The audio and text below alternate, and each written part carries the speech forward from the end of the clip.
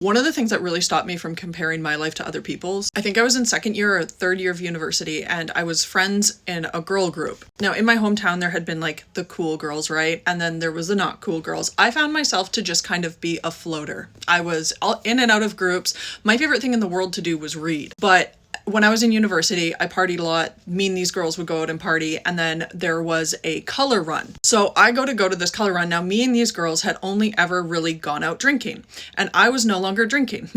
And so I went to this color run, and I had seen all these photos all over social media of all these girls hanging out in groups from the time we were in like middle school, high school, and I had always been like, oh, it always looks like they're having so much fun, and I kind of had FOMO, I'm not gonna lie. So I'm kind of excited. So we go to this fun run, right? This color run.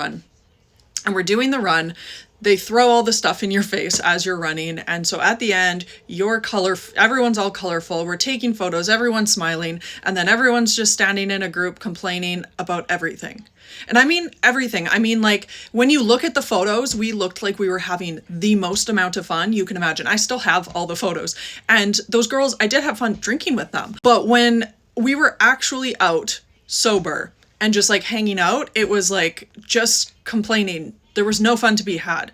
And this is when I started to realize and start paying attention, because the photos get posted. You're like, oh, it looks like we had so much fun, but I was absolutely miserable there. And then I just started to really pay more attention to groups of people, because there's so often when you will see photos of people posting, or you'll be out in a public space and you can tell people are not having fun. Then they take a photo, or they take, some form of video, and then they go back to not having fun. It's kind of like mommy vloggers when you hear that they go to the beach with their kids and they make their content, and then the kids have to leave the beach. They don't actually get to play at the beach, but you think that they had a fun beach day. It stopped me from having FOMO. It stopped me from feeling like I wasn't doing enough or having enough fun, especially when you started seeing people come on social media and really being open about their financial situations and how much money they have spent to keep up with other people. And like, even me having my condo and what I pay for my condo, I've had people message me and be like, how can you afford to do that? And I'm just sitting back going like, I don't have the same hobbies as you. Like, I don't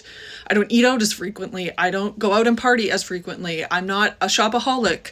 I know people who were maxing out their credit cards, and then getting new credit cards and maxing those out, and then getting another one and doing this on repeat. And they had to literally set aside years of their life to pay off their credit card debt. I'm guilty of it too. I mean, we all try to highlight reel our life to some degree, but I just think it's important to remember that all these people you see spending money don't necessarily have the money.